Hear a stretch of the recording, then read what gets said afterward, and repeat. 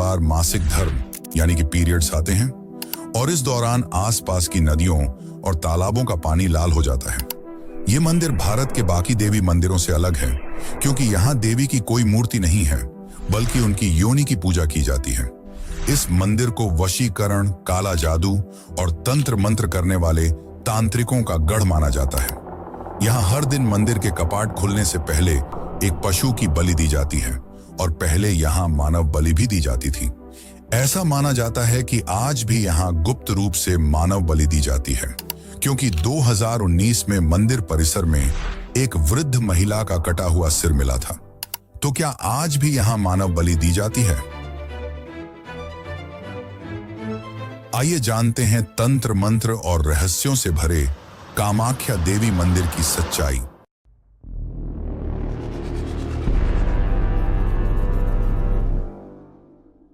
असम के गुवाहाटी में स्थित कामाख्या मंदिर 51 शक्तिपीठों में से एक है। यहाँ माता सती का योनि और गर्भभाग गिरा था। यही कारण है कि यह मंदिर 51 शक्तिपीठों में सबसे महत्वपूर्ण माना जाता है क्योंकि योनि को जीवन के सृजन और संचार का सबसे बड़ा प्रतीक माना जाता है। यहाँ माता की मूर्ति की जगह माता की योनि रूप में पूजा की जाती है और माना जाता है कि यहाँ साल में 3 दिन यानी कि अंबुबाची मेले के दौरान माता को मासिक धर्म आता है और इस दौरान ब्रह्मपुत्र नदी का पानी खून की तरह लाल हो जाता है। वैज्ञानिकों का मानना है कि मिट्टी में मौजूद लौह तत्व यानी कि आयरन ऑक्साइड की वजह से यह पानी लाल हो जाता है। पर सबसे बड़ा सवाल यह है कि आखिर यह अंबुबाची मेले के दौरान ही क्यों होता है। यह शक्तिपीठ और भी खास तब बना कामदेव ने शिव जी पर पुष्प बाण चलाया जिससे उनकी समाधि टूट गई, परंतु शिव जी इस कृत्य से अत्यंत क्रोधित हो गए और अपनी तीसरी आंख खोलकर कामदेव को तुरंत भस्म कर दिया। तब कामदेव की पत्नी रति और अन्य देवी देवताओं ने शिव जी से प्रार्थना की कि वे कामदेव को पुनः जीवन दान दें। उनकी प्रार्थना से शिव जी का क्रोध शांत हुआ और उन्होंने कामदेव को जीवन दान तो दे दिया लेकिन उनका सुंदर रूप वापस नहीं आया।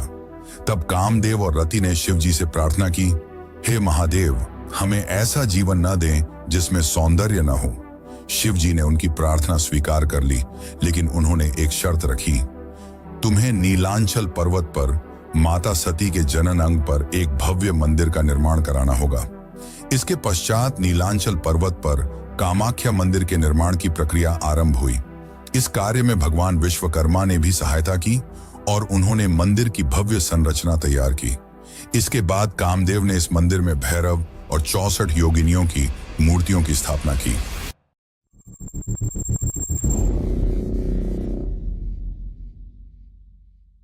वैसे दोस्तों, एक और कथा है जो काफी प्रसिद्ध है।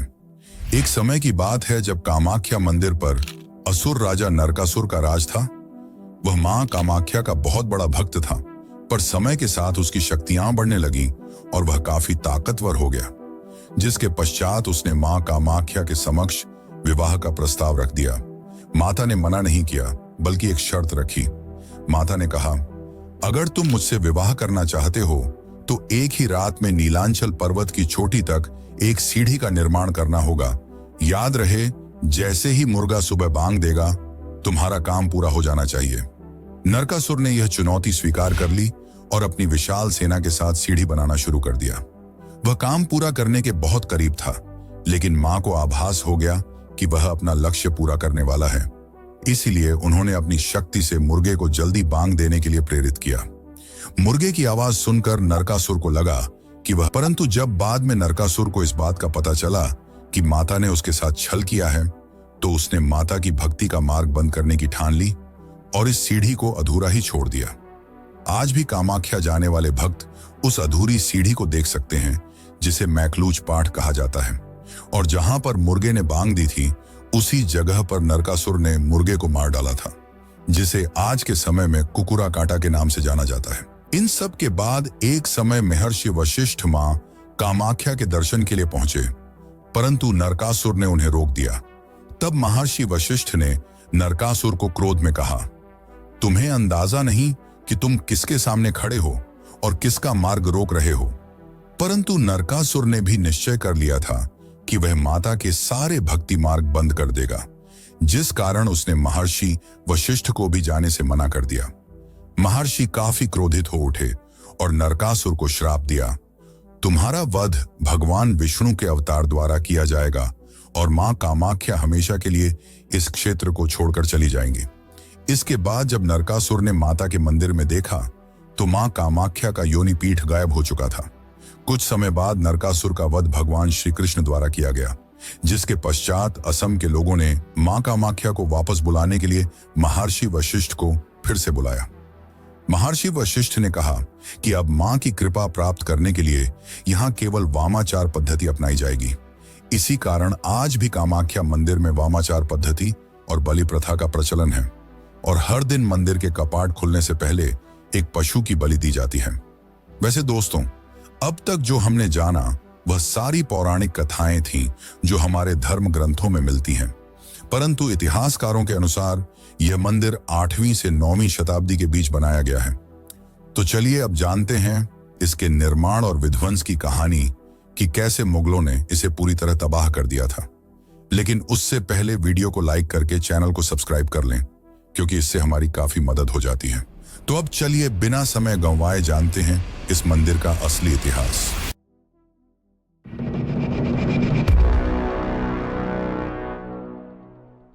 मंदिर का सबसे पहला उल्लेख 8वीं से 9वीं शताब्दी में मिलता है, जब यह क्षेत्र पाल वंश यानी कि पाला डायनेस्टी के अंतर्गत था। पाल राजाओं ने हिंदू धर्म और तांत्रिक साधनाओं को प्रोत्साहित किया, इसीलिए कामाख्या मंदिर में तंत्र साधना और हिंदू शक्ति उपासना का अद्भुत संगम देखने को मिलता है। ऐसा माना जाता है कि मंदिर का प्रारंभिक निर्माण असम के स्थानीय कछारी राजाओं ने किया था, जिन्हें शक्ति की पूजा का ज्ञान था। कामरूप राज्य के शासक इंद्रपाल, धर्मपाल और जयपाल ने इस मंदिर को और भव्य रूप दिया। इन सब के बाद 16वीं शताब्दी में अर्थात 1498 से 1500 के बीच बंगाल के सुल्तान अलाउद्दीन हुसैन शाह ने असम पर आक्रमण किया। इस आक्रमण के दौरान उनके सेनापति काला पहाड़ ने मंदिर को पूरी तरह नष्ट कर दिया। तांत्रिक पूजा और शक्ति साधना को काफिर प्रथा मानते हुए मुस्लिम शासकों ने मंदिर को ध्वस्त कर दिया और तांत्रिकों को मार डाला। लगभग 50 से 100 वर्षों तक यह मंदिर खंडहर की तरह पड़ा रहा। इसके पश्चात 17वीं शताब्दी में अहोम वंश ने असम में शासन किया और मुगलों को हराकर इस क्षेत्र को वापस लिया। अहोम राजाओं ने शक्ति पूजा को पुनर्जीवित किया और मंदिर का भव्य पुनः निर्माण कराया। मुख्य अहोम शासकों में जिन्होंने पुनः निर्माण कराया, उनमें सबसे पहला नाम आता है राजा जयद्वाज सिंघा का, जिन्होंने मंदिर को पुनः निर्मित करने का संकल्प लिया, लेकिन किसी कारणवश वे इसे पूरा नहीं कर पाए। इसके बाद 1667 से 1670 के बीच राजा चक्रध्वज सिंघा ने मंदिर का आंशिक पुनः निर्माण कराया और इसे मजबूत बनाने के लिए स्थानीय शिल्पियों को नियुक्त किया। इन सब के पश्चात अंततः 1751 से 1769 के बीच राजा राजेश्वर सिंघा के शासनकाल में मंत्री पंथानंद गोगोई और अन्य स्थानीय वास्तुकारों ने मंदिर को पूर्ण रूप से पुनः निर्मित किया। इस बार मंदिर को बंगाल, अहोम और द्रविड़ स्थापत्य कला के मिश्रण से तैयार किया गया। जंगली रमी टूर्नामेंट का फर्स्ट विनर हूँ, 2 करोड़। स्थापत्य कला के मिश्रण से तैयार किया गया।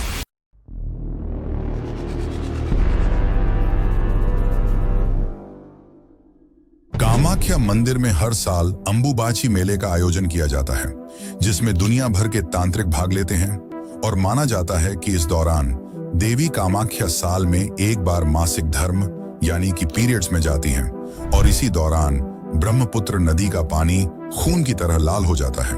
अंबुबाची मेला हर साल जून के महीने में आयोजित किया जाता है। पौराणिक कथाओं के अनुसार यह त्योहार सतयुग में 16 वर्ष, त्रेता युग में 12 वर्ष, द्वापर युग में 7 वर्ष और कलयुग में हर वर्ष मनाया जाता है। यह मेला तांत्रिक अनुष्ठानों के लिए काफी महत्वपूर्ण है और इस दौरान जब माता रजस्वला होती हैं, तो मंदिर के कपाट 3 दिनों के लिए बंद कर दिए जाते हैं और इस दौरान मंदिर में किसी भी प्रकार की पूजा नहीं होती। लेकिन 3 दिनों के लिए मंदिर बंद होने से पहले मंदिर के अंदर एक सफेद कपड़ा बिछा दिया जाता है और जब 3 दिन बाद कपाट खोले जाते हैं तो यह कपड़ा पूरी तरह लाल और गीला हो चुका होता है। इस कपड़े को अंबुबाची वस्त्र या रक्त वस्त्र भी कहा जाता है और इस कपड़े के छोटे छोटे टुकड़े करके भक्तों को प्रसाद के रूप में बांट दिया जाता है। अब सबसे बड़ा सवाल यह आता है कि अंबुबाची मेले के दौरान ब्रह्मपुत्र नदी का पानी लाल क्यों हो जाता है। वैज्ञानिकों के अनुसार ब्रह्मपुत्र नदी के आसपास की चट्टानों में लौह तत्व यानी कि आयरन ऑक्साइड काफी ज्यादा मात्रा में पाई जाती है, जिसके कारण बारिश के मौसम में जब पानी चट्टानों से होकर गुजरता है तो इसमें आयरन ऑक्साइड घुल जाता है, जिससे पानी लाल हो जाता है। पर सवाल अब भी यही है कि पानी लाल केवल इन 3 दिन नहीं होता। यह कुछ और नहीं बल्कि मां कामाख्या की शक्ति है। माता कामाख्या को प्रजनन और सृजन की देवी माना जाता है और जब मेले के दौरान माता रजस्वला होती हैं, तब पानी का रंग लाल हो जाता है। इसे देवी की शक्ति का प्रतीक माना जाता है। भक्त इस जल को पवित्र और शक्तिशाली मानते हैं और इसे प्रसाद के रूप में ग्रहण करते हैं। हिंदू धर्म में भले ही कई मंदिरों में महिलाओं के मासिक धर्म को लेकर वर्जनाएं देखने को मिलती हैं, लेकिन कामाख्या मंदिर में इसे शक्ति का स्रोत माना जाता है। इसी कारण यह मंदिर स्त्री ऊर्जा की सबसे बड़ी शक्तिपीठ कहलाता है।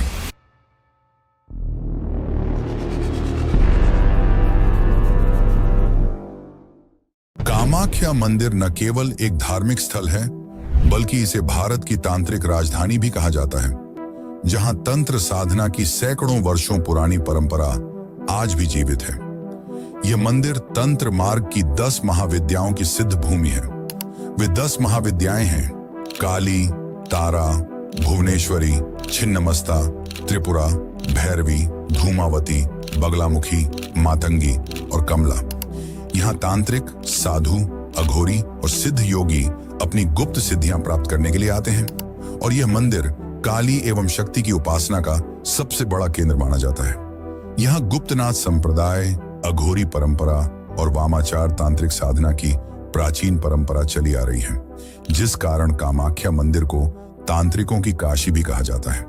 इस मंदिर में देवी को प्रसन्न करने के लिए मुख्य रूप से नर, बकरों, भैंसों और कबूतरों की बलि दी जाती है, लेकिन मादा पशुओं को बलि से दूर रखा गया है। माना जाता है कि जो भक्त पशुओं को कटता देखता है वह पूरे साल सुखी जीवन व्यतीत करता है। इस मंदिर के परिसर में हर ओर लाल रक्त का दृश्य दिखाई देता है। एक और अद्भुत रहस्य यह है कि मंदिर के गर्भगृह में स्थित योनि आकार के पत्थर से हर समय पानी का बहाव होता रहता है। आज तक इस जल स्रोत का कोई वैज्ञानिक स्पष्टीकरण नहीं मिला है, लेकिन इसे देवी की कृपा और सृजन का प्रतीक माना जाता है और भक्त इसे प्रसाद के रूप में ग्रहण करते हैं। वैसे क्या आपको पता है कि कामाख्या मंदिर में मानव बलि भी दी जाती थी और शायद आज भी यह काम चोरी छुपे किया जाता है, क्योंकि समय समय पर ऐसे मामले सामने आए हैं जिसमें 2019 का मामला चौंकाने वाला था। तो चलिए जानते हैं मानव बलि की असली सच्चाई। पर उससे पहले अगर आपको वीडियो अच्छी लग रही हो तो इसे लाइक करें और चैनल को सब्सक्राइब कर लें। यह आपके लिए तो फ्री है, लेकिन इससे हमारी कामाख्या मंदिर का इतिहास रहस्यों से भरा हुआ है और उनमें सबसे विवादास्पद विषय है बलि प्रथा। तो क्या सच में इस मंदिर में मानव बलि दी जाती थी? ऐतिहासिक और पौराणिक स्रोतों के अनुसार प्राचीन भारत में कई मंदिरों में बलि प्रथा का पालन किया जाता था और कामाख्या मंदिर भी इससे अछूता नहीं था। कालिका पुराण और योगिनी तंत्र जैसे ग्रंथों में उल्लेख है कि शक्ति साधना के लिए इंसानों की बलि दी जाती थी।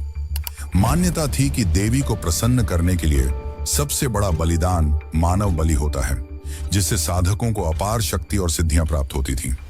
यह भी कहा जाता है कि बलि देने के लिए खास कुलाचार तांत्रिकों को चुना जाता था, जो गुप्त अनुष्ठान करके इसे संपन्न कराते थे। असम के अहोम राजाओं के शासनकाल यानी कि 13वीं से 18वीं शताब्दी में भी कुछ शासकों द्वारा मानव बलि की परंपरा का पालन करने का जिक्र मिलता है। 1832 में ब्रिटिश अधिकारी जॉन बटलर ने अपनी रिपोर्ट में लिखा कि उन्होंने असम में कुछ मंदिरों में मानव बलि की परंपरा देखी थी, जिसमें कामाख्या मंदिर भी शामिल था। कुछ मान्यताओं के अनुसार यह प्रथा 19वीं शताब्दी के अंत तक धीरे धीरे खत्म हो गई। लेकिन क्या यह सच में बंद हो गई है? क्योंकि 16 जून 2019 को कामाख्या मंदिर परिसर में जॉय दुर्गा मंदिर की सीढ़ियों पर एक 66 वर्षीय महिला का सिर कटा शव एक कंबल से ढका हुआ पाया गया था। यह घटना आधी रात को भूतनाथ मंदिर में पूजा के बाद शुरू हुई, जहां से सभी लोग पहले कामाख्या मंदिर गए और फिर बगुला मंदिर के पास श्मशान घाट पहुंचे। पीड़िता को बाद में जॉय दुर्गा मंदिर ले जाया गया, जहां पूजा के दौरान शराब और मांस का सेवन किया गया। पीड़िता को इस बात का अंदाजा नहीं था कि यह पूजा उसकी बलि के लिए की जा रही है। पूजा की एक विशेष रस्म के बाद उसका सिर कुल्हाड़ी से काट दिया गया।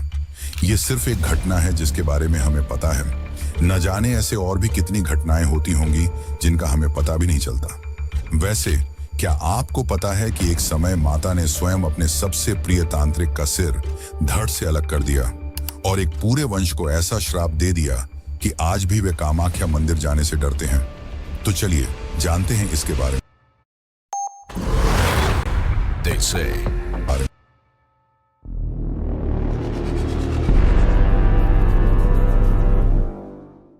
केंदुकलई नामक भक्त की भक्ति और उनके साथ घटी इस अद्भुत घटना ने कामाख्या मंदिर के इतिहास और देवी की चमत्कारी शक्तियों को नई पहचान दी। केंदुकलई देवी के परम भक्त थे।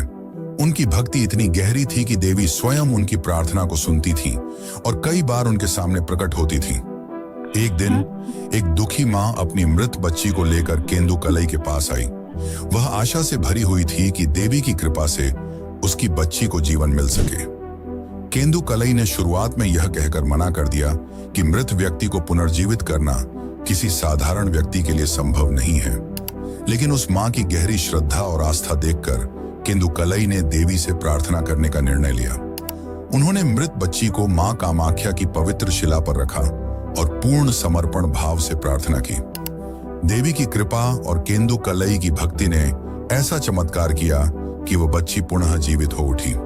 यह घटना पूरे नगर में फैल गई और केंदुकलई की भक्ति तथा मां कामाख्या की शक्ति का एक अद्भुत प्रमाण बन गई। यह चमत्कार इस बात का प्रतीक था कि जब किसी की आस्था और विश्वास सच्चे होते हैं तो देवी की कृपा अदृश्य रूप में प्रकट होकर भक्तों का कल्याण करती है।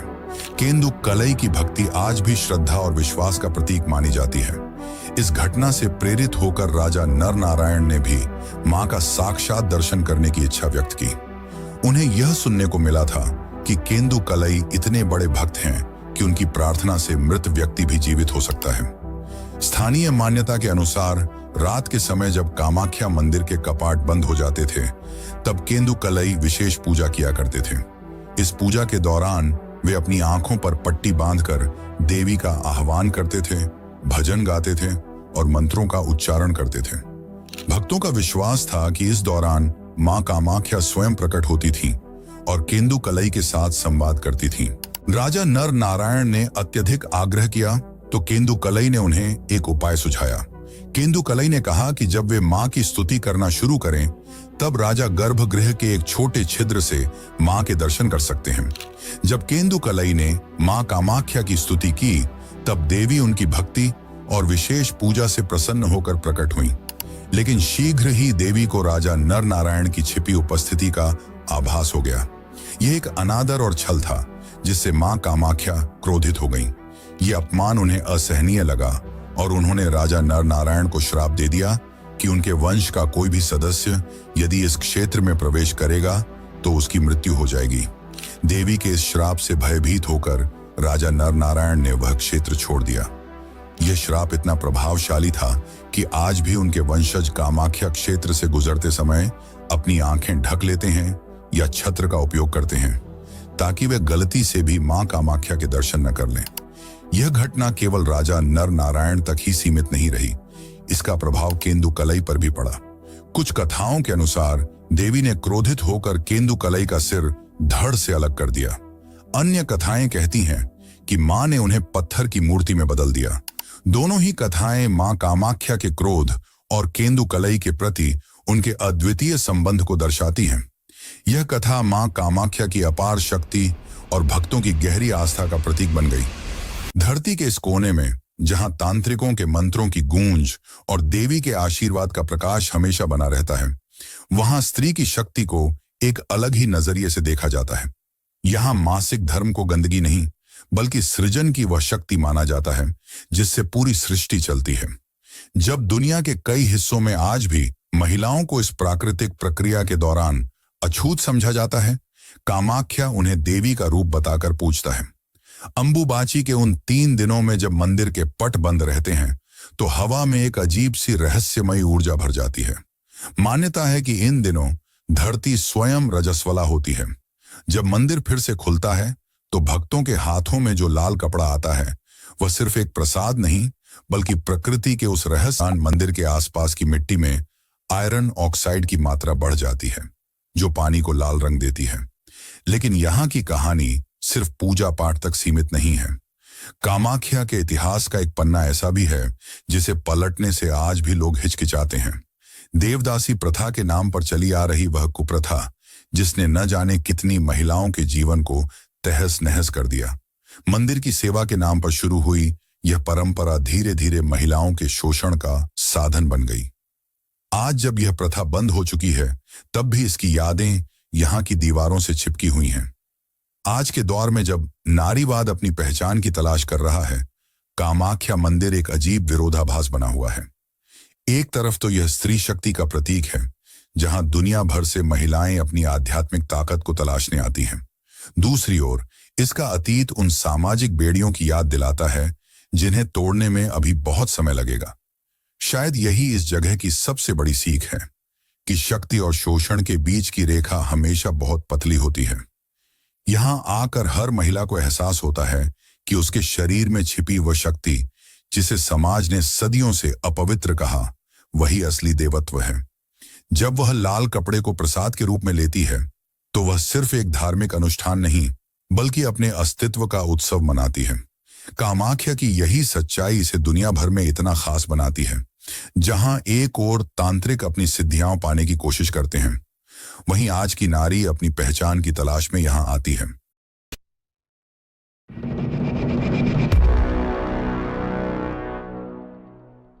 तो दोस्तों, ये कथाएं हमें इस मंदिर में माता की उपस्थिति का प्रतीक देती हैं। यह कोई साधारण मंदिर नहीं बल्कि कई अनसुलझे रहस्यों से भरा हुआ है।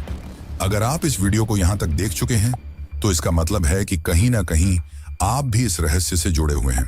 अब आप इस दिव्य ज्ञान को दूसरों तक पहुंचाना चाहते हैं? अगर हाँ, तो वीडियो को लाइक करें, क्योंकि जब आप लाइक करते हैं तो यह वीडियो और लोगों तक पहुंचता है और उन्हें भी